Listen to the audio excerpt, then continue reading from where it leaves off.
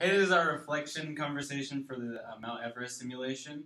I was Adan, I was the physician. That was my role for the simulation. And I'm Tatiana, I was the leader in the simulation. I'm Taylor, I was the photographer.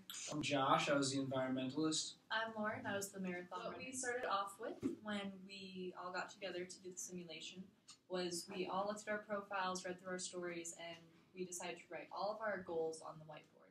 Any goals that might conflict with each other, and we highlighted the ones that we all were Nothing should be ruled out right away. Summit and because stuff like that. none of us have done an all Everest avoiding simulation rescue. before, so And then another I goal that we found I was thinking at the time we should was just go into staying it as a and group kind of feel it the out, team and then leaders goal as well. maybe we can lean a direction As well before we as go a in there, few but of the not climbers. completely rule something And out. then we crossed out Everybody was goals that pretty we on board thought with that, would so. not be Yeah, possible. go Like a see, few like, climbers wanted to which stay goals at like become more a camp for 2 nights in a row, which would have like kept us from being able to summit.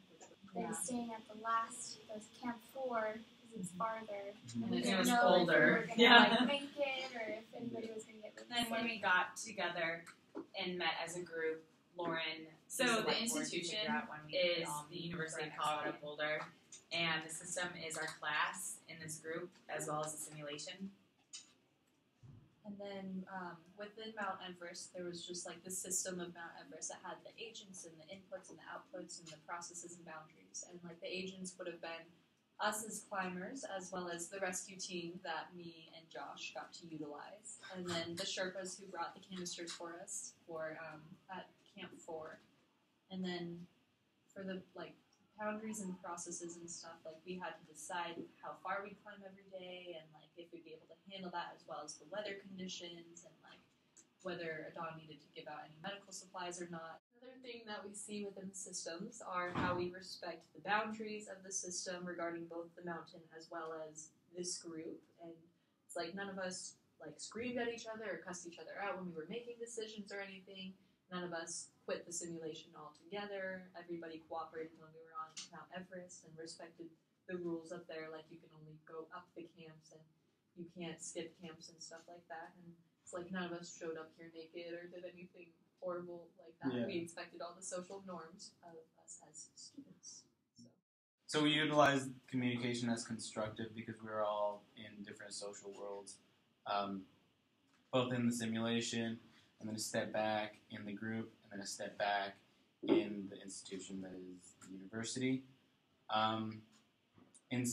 So we definitely did not use the transmission model of communication because that would have been just ineffective. Although we were assigned a leader, Tatiana was designated as the leader. It wasn't a one-way communication, right? We all put in input, so everyone was kind of constructing this social world in the group context. Especially since we all had different priorities and different backstories and stuff, how Josh was Italian, I believe it was, and like how he was so concerned about the environment, whereas I just wanted to like get like some money for making it up the mountain and like be on the cover of magazines and stuff. Like it was all very different goals within our social worlds. Yeah, definitely, and it also exemplified communication as practice because we were all practicing in the group context.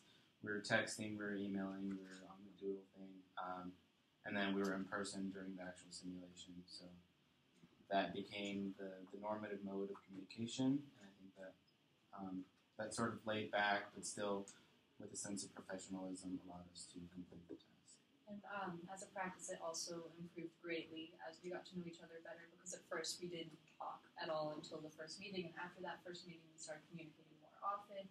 We were talking more about what we were doing and like what our ideas on things, so we definitely improved in that practice. Yeah, it definitely allowed to have meaningful conversation.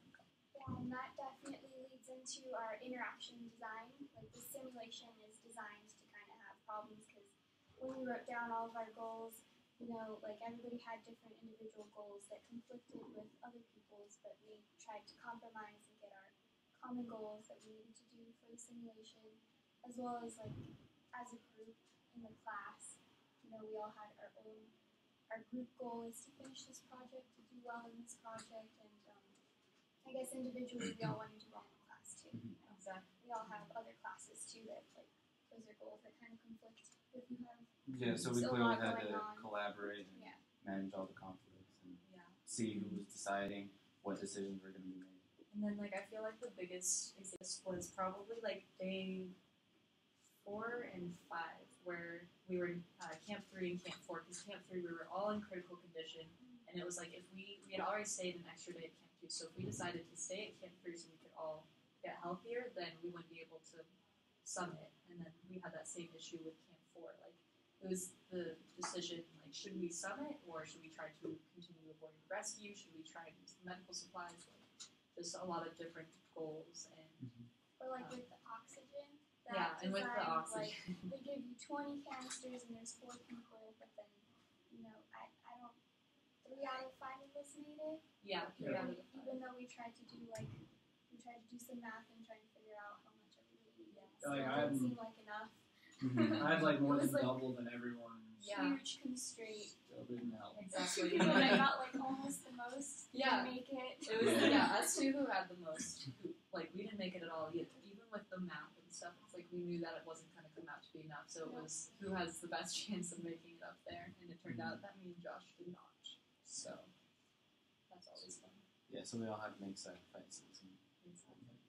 I think another key element of this whole thing was our group context too.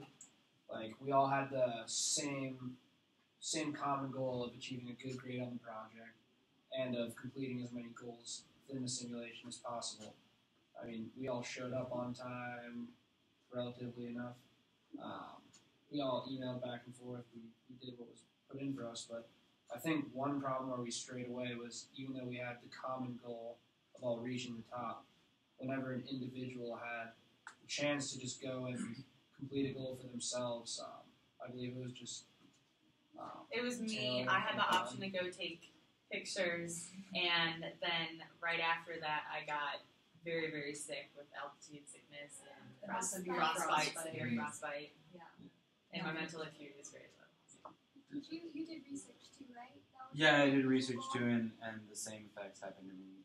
So obviously, the afterlife of those decisions clearly affected our character, and then the end goal or the end summation of the goals, where we accomplished ours, but the team had a very low percentage. Sometimes where like I wanted to stay at group 1 or campsite 1 and campsite 2 for an extra day, but Josh wanted to stay at campsite 4 for an extra day, so he kind of gave up. Eventually, he gave up his goal, and like for my goals, like let me stay at group 2 an extra day. And so even though we all had our own goals and like needed to complete it together, but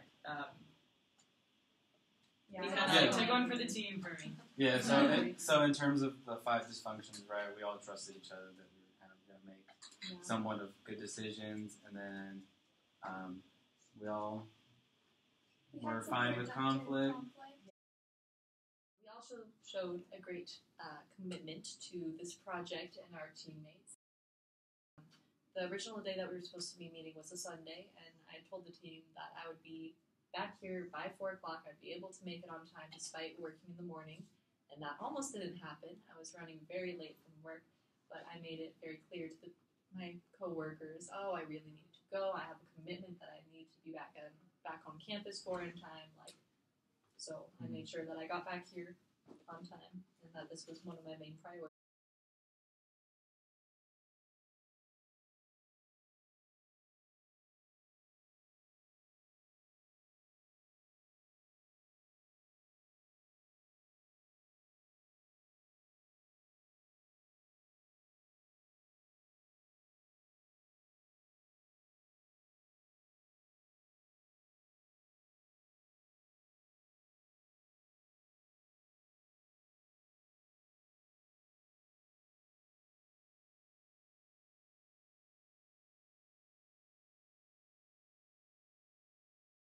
Yeah, it's a pretty huge deal, not being able to track the fantasy teams. It's tough stuff. It's really hard. Even though we did not summit, like all of us made it to Camp 4, which is Yeah, pretty so far. our And I result thought was that was pretty good that we did we accomplished. manage to stay as a team together for Yeah. a very long time, even though we got sick. Mhm. And we still tried to stay as a team. In making the decision to all summit together instead of me and Josh staying behind, I think that was still the correct decision. The whole simulation itself, I think it was kind of like a case study for us where we got to document our experiences and then go back and look at them, as well as like in the report or even in our discussions. Because we did debrief after the simulation and we were like, this is what we achieved, this is your percentages that everybody made, and this is how we think we did as a team, regardless of the numbers. And I think that that's pretty cool. Like this whole project is kind of like a case study to look back and be like, this is how you interact as a group, and this is how you actually apply all of these concepts. Problem case study because it required us to take on a role and make decisions as protagonists, which in the simulation we each had a role and we each had to make a decision like what camp are we moving to, who's getting an inhaler, who's getting oxygen or gamma bags, or I think you had to decide what the weather was like. Yeah, exactly. Like decide whether because there was another team. They told us in the simulation like, oh, their equipment isn't working. Like you got to predict the weather for them and stuff like that. Like yeah, and then like taking pictures. All of those were decisions, and from a specific example to general principles, which is this whole video in itself is us using our inductive reasoning from our case study in the simulation to like relate it to all the concepts that we've learned in class. And then practical reasoning was just like common sense, like the environmentalist or Josh needs an inhaler because he won't make it to the next camp, so we need to give him an inhaler. Exactly.